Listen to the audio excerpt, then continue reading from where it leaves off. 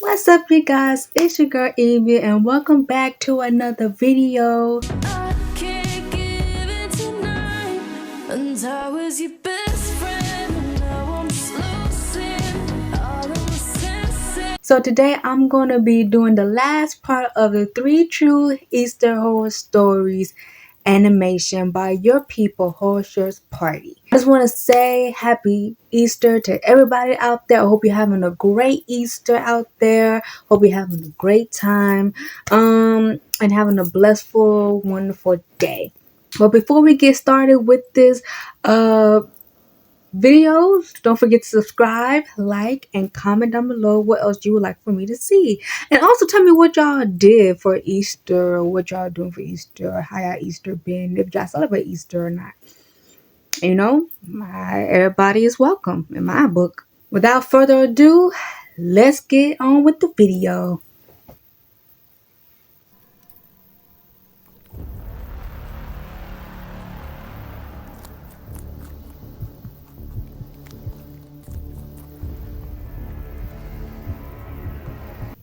This whole thing happened back in the Easter of 2011, when I was still in my mid-teens. I know it doesn't sound like the kind of holiday where something terrible happens, but trust me, I'll never forget how scared I was that night. It all started when I decided to have a sleepover one night. My parents were out of town at a relative's place for Easter that I didn't want to attend, so they let me stay at home since family gatherings weren't really my thing. I didn't want to just sit around by myself for the whole weekend, so I invited my friend Lucas over to spend the night. I figured it was the perfect time as we wouldn't have to worry about Lucas bothering looked my parents. funny coming through that door, I ain't gonna lie. The way how he came in was too funny to me. That seemed like something I would do. We watched TV, played video games, and ordered some pizza once we got hungry. Nothing happened that was out of the ordinary. That is, until around 1 in the morning. We were still going strong and were about to start a movie when suddenly we heard a knock at the door. We were both immediately startled. Dude, who the hell could be at your house at 1 a.m.? I don't know. My parents aren't supposed to be back until tomorrow afternoon. But I'll open it. I should go see who it was, but I felt very uneasy. There didn't seem to be any good reason that someone would be knocking on the door so late at night. Still, I didn't think I should just ignore it, so I slowly got up and walked towards the door. I stopped a few steps away from the door and called out to whoever was behind it. Who is it? There was no response, but the knocking stopped suddenly. Now there was only this eerie silence coming from the other side of the door. By that point, I was really freaked out, and I didn't know what to do. I didn't want to go back and tell You don't answer and say who it is or this and the third. Why I got this? You don't answer it to see who's at the door or nothing. You just act like you ain't there or you sleep. I saw the creepiest thing ever.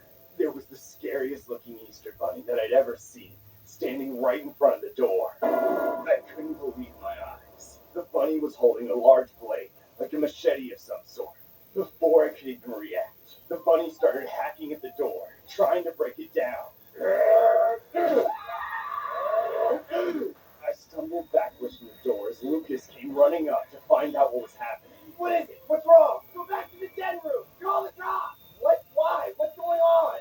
Just as he said that, the bunny's blade broke through part of the door. Then you could see his face peering in from the other side. Go! Go! Go! We both sprinted back to the den room and slammed the door behind us. I started piling furniture in front of the door as Lucas called the cops. We were both scared out of our minds. Then, out of nowhere, we heard the front door smash open, and the bunny came running inside. We both stood there as silently as we could. Out the window. That's all I could think of. First, I could have sliced the tension in the room with a knife. Me and Lucas stared at each other, hoping that this wasn't going to be our last night alive.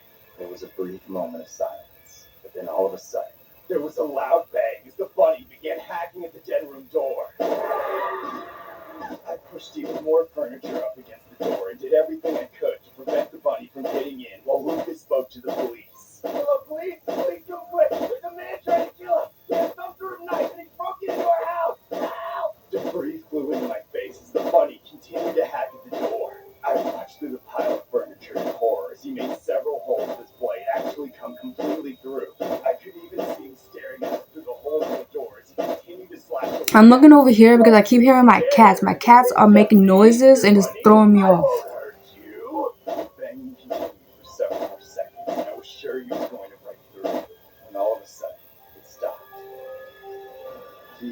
gone? I don't know. Why would he just leave? It seemed like the bunny had indeed left. We waited in that same room until the cops arrived. 30 minutes felt like 30 hours as we waited behind the pile of furniture, hoping we wouldn't see that bunny again. When the cops finally got there, they didn't find anything besides a few damaged items. The bunny was nowhere to be seen. Always. Every time. They always disappear. To inform them of what happened, but beyond that, they weren't much help. My parents ended up coming back that same night, terrified that something like that could have happened. The cops never found any bunny within the area either. He had disappeared. No one knew who the man in the costume was or what his motives were. The whole situation passed without anything ever happening. My family and I eventually moved out 2 months later. We couldn't live with the constant paranoia that the bunny would come back to finish what he started. We never heard anything about the bunny again, until a few years later. I decided to Google our old address one day to see if I could find anything out, and I was shocked by what I came across. Apparently, it was alleged that the new homeowners had been attacked and robbed in their home after a year and a few months moving in. No one knew who the culprit was, but the door seemed to have been broken down with some sort of blade. I was completely traumatized after that. I realized then that if my family and I had moved out, that could have been us. This story was inspired by a horrific Easter home invasion case that happened in 2014.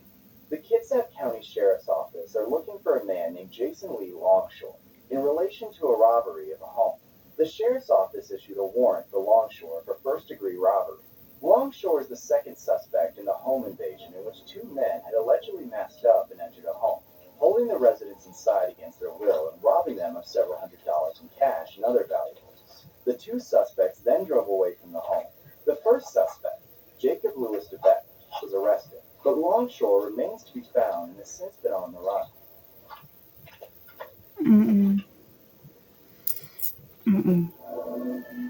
No. Forget all this.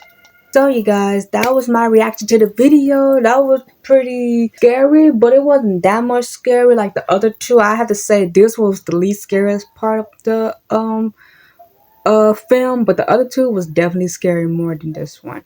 Yeah, my cat was making noise over there. My cat was making noise. It was throwing me off because I was just like, I know I ain't finna get robbed by no Easter bunny. Anyway, thank you guys for watching. Like I said before, have a happy Easter, and I see you guys in the next video. Peace out.